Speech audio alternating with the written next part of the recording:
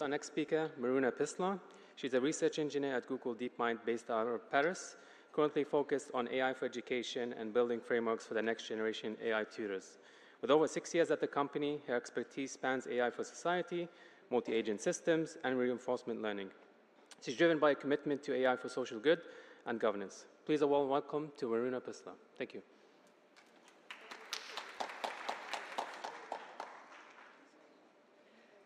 Hi, everyone.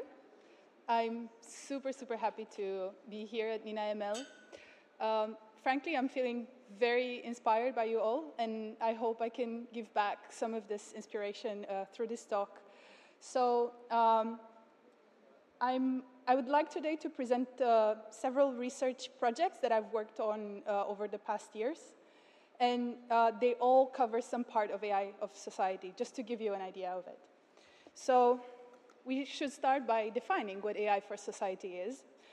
So it's just the development of AI systems designed to address societal challenges. So we are talking about things like healthcare and education and sustainability, and even maybe politics. So the point is that AI for society is centered on the human. So we don't treat the human as a data point or a user, a customer, but instead we treat it as an agent. So that means that the agent has some values, some intentions, but also autonomy. So it seems broad, but maybe if we draw a comparison with AI for science, we get a better understanding of what AI for society is. So on the left-hand side, I guess, AI for science, the subject of it is the physical world. So we use AI to fold proteins and discover new materials, perhaps to predict the weather and so on. In AI for society, however, the subject is directly the social world. So we use AI to improve education or to better distribute the resources, to improve the transportation system in urban areas. I guess in AI for science, the thing to say here is that the laws of the physical world are mostly constant, right? But in AI for society, the social world is really messy. So it reacts, it has biases, humans change behavior, they evolve the way they think. This is not to say that one is more difficult or more important than the other. It's just to draw the comparison so you understand what I mean when I talk about AI for society. So how do we intervene in this messy world? I like to think of AI as a scaffold. So a scaffold is like a temporary structure that allows us to reach higher than we could on our own. So if you look at this loop, we start with the social context, so that's our human needs, our human habits, our behaviors. And this gets fed together with other environmental factors, or like anything from our surroundings, to an AI system that performs an optimization step. So based on that optimization, or all those inputs, the AI will suggest an intervention, such as like a suggestion, a nudge, even a dialogue with the human, based on which our social context changes, like that intervention could affect us. So let's make this more concrete. So I'll take an example that I hope will speak to you. It's about water consumption in an area like Jeddah. So imagine you come back from work and you want to water your garden. It's 6 p.m., this is just your habit, you start watering your garden. This is the social context. By the way, this is just like a toyish example to make this loop concrete. Just try to imagine this world. So water consumption in Jeddah, you water your garden as a habit. Then there's an AI system that has access to your schedule and also can search for local environmental factors and puts all the information together and realizes that if you water your garden at 6 p.m., 40% of your water will evaporate, and the water will not reach, not the full quantity of water that you put on your plants will actually reach the roots. And also identifies that maybe if you postpone watering your garden for another 3 hours, you'll actually use more of the water that you put on your plants. So because there's no more wind at, let's say, 9 p.m. So it performs an intervention. It sends you a text message and, saying like, hey, the winds will be less high at 9 p.m. And so can you postpone this and your garden will stay hydrated with less resources? The result is that you have now a choice. You have been informed. The AI is not forcing you into anything, but simply giving you kind of a better option or a nudge. So then if you choose to stop watering your garden now, maybe you save resources, but the idea is that over time there is an opportunity for change, so that over time you understand that saving resources, like conserving water, it becomes the new habit. So this is just an example. I hope you see how this loop works now. So now I want to present 3 projects from my research that I've worked on and fit this loop. One of them is deliberation. So in a world that becomes increasingly polarized, we ask, can AI help us find consensus among divergent viewpoints? The second is sustainability. So resources are finite, right? How can we use AI to encourage us to cooperate on sharing these resources? And the third one is education. This is actually my current project at Google DeepMind. And we just ask, how can we build AI tutors that really apply effective tutoring strategies? All right, but before diving into each of these projects, I would like to tell you what's the common thread across all these so that you can better follow them. So the common thread is simulation. But for simulation, we need to work with 2 types of agents. The first type of agent is the AI participant, I will call it. This, by the way, are just my notations, just so that everyone understands what's the common thread across all these in simulation. So an AI participant is just a model that has been trained on human data. For instance, in education, an AI participant is the AI student, right? So the goal isn't to create a full, faithful replica of a human, not at all. It's like not to be fully realistic, but rather to kind of mimic a specific slice of a human behavior that is relevant for the problem at hand. So that's the AI participant. Then the second is the AI manager, and this is the AI system that is being optimized to achieve a certain social goal. For instance, in education, the AI manager is the AI tutor. In deliberation, it's the moderator. It can be also a policymaker if we talk about politics. So the AI manager is usually trained with RL, but it doesn't have to. We'll see examples of this in a minute. And so we put the AI participant together with the AI manager in an environment to create a simulation. And what do we need a simulation for? 2 things. One is the simulation is great if we want to train our AI manager, and we haven't trained it in another way like before. So for training the AI manager, we can use the simulation. The second is for evaluation. So we can actually get insights into what strategies the AI manager can come up with by analyzing the simulation. Also, we can test what the AI manager developed, or like what strategies it's proposing before actually deploying it in the real world. So again, we'll see examples of this from real research. But I hope these notions, these concepts, help you follow this common thread across the 3 research projects I'll present next. Right, so the first project we'll talk about is deliberation. And just wanted to define what deliberation is before proceeding with the research. So deliberation is one of the most effective democratic processes we have. We put citizens in a room who are having potentially different viewpoints on a certain policy. And so the idea is that they will be discussing together with a moderator who's trying to, make everyone's views be heard, and trying to summarize what everyone is saying with regularity, so that in the end they have two results of this deliberation process. One is that they will be in agreement, and the second is that the policy they will develop will be hopefully better.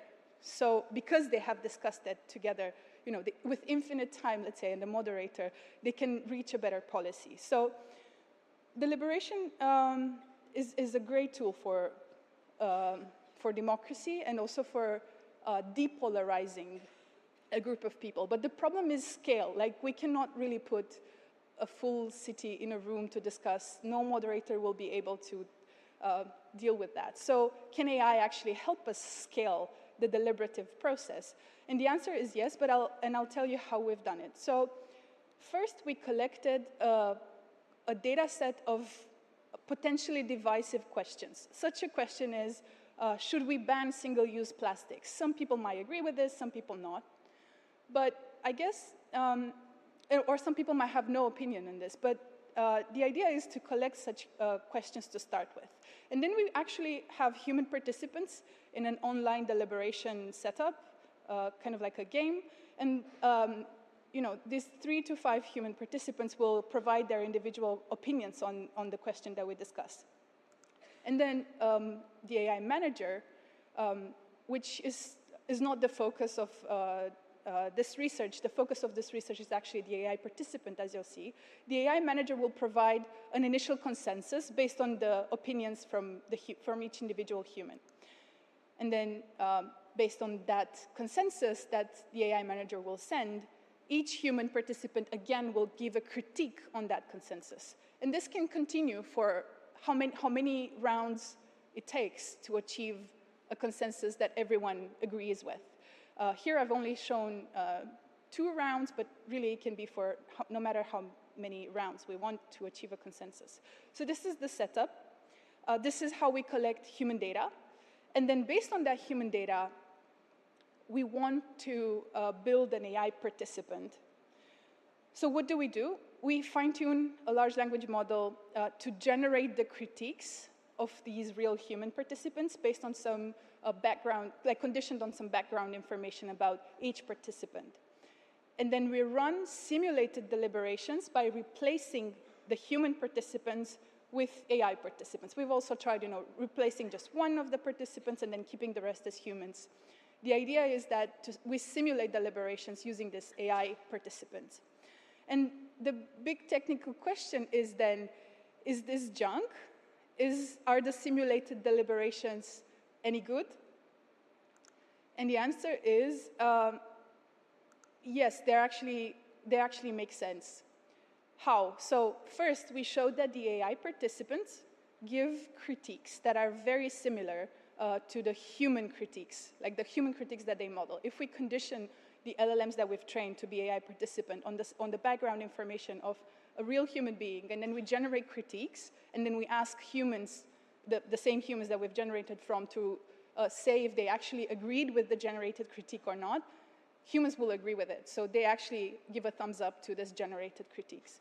And the second is that the simulated deliberations have similar outcomes as the real deliberations. So we found value equivalence. So really, like, we have the results, the consensus results from simulated deliberations, we have them from real deliberations, and we ask humans to rate both, and we found that they're actually very, very similar. So we can do this simulated deliberations at scale to potentially improve statements, and also to find better alignment between people in the end. Okay, the second project is about sustainability. So this is the tragedy of the commons problem, and this occurs when we have a finite resource, such as fish in a water pond. And we have several humans who need to share that resource. And the trouble is that because of individual greed, people will take the fish in the pond without letting enough fish so that the pool can grow. So if the pool is depleted there's no more fish in the pond, then there's no more fish in the pond for everyone, and everyone kind of starves in this situation. So actually, humans are bad for designing restrictive rules for themselves. So we ask, can actually AI find rules for us that will maintain cooperation and maintain that pool of resources? Again, the answer is yes, but I'll show you how we've done this. So we actually gamified this problem.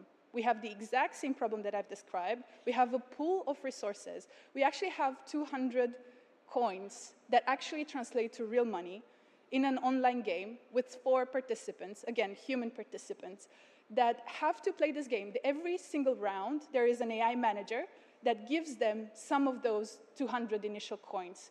And whatever the people who receive from the AI manager, and if they save it, if they keep that money, they will actually, keep it for themselves also as real cash in the real world. So there's real stakes. And whatever they put back into the pool, that investment gets multiplied by a certain factor, and then, the pool grows. So there is a certain trade-off between keeping for yourself, but also putting back into the pool so that the pool can grow and you maintain the resources so that by the end of the game, you gain more. Actually, what we've seen is that real humans, they will keep everything for themselves if you use like a baseline AI manager, such as one that distributes proportionally to whatever everyone got into the pool first. With this baseline manager, a heuristic manager, people will just save everything and they will be greedy, and the pool will deplete before the game actually ends. So the question again is, can we train an AI manager that finds a better strategy to encourage cooperation? We've done this in 3 steps. So the first step is we train, again, an AI participant. By the way, in this section, like in the sustainability section, the focus is on the AI manager. So we want to train this AI manager. So the AI participant is just a behavior clone of the humans that we've seen playing. When we collected our human data in this previous step with the baseline manager, this is the data we use to do plain behavior cloning. So, however each participant played is being just registered in this, actually an LSTM model. Fine. So we have an AI participant. Again, we put them in a simulation in an RL loop to train the AI manager. So we use simple RL PPO, I think, to train an AI manager, optimized to maximize the group's earnings. So the reward is the sum of what the payoffs to each person were at every single round, and we sum over that. Fine. And then lastly, after we've trained the RL AI manager, we validate it. We put it again with human participants as well, together with all the baseline managers. And we ask people to play, and then we look at what gains they make, how long is the pool surviving, and so on. And not only that the AI manager is the best out of all in maintaining the pool alive by the end of the game, but it also found a strategy that really amazed us because it does 3 things that are amazing. It's becoming uniform, it's distributing resources from the pool uniformly when the pool is at its max or very close to its max. So when there's prosperity, everyone gets the same.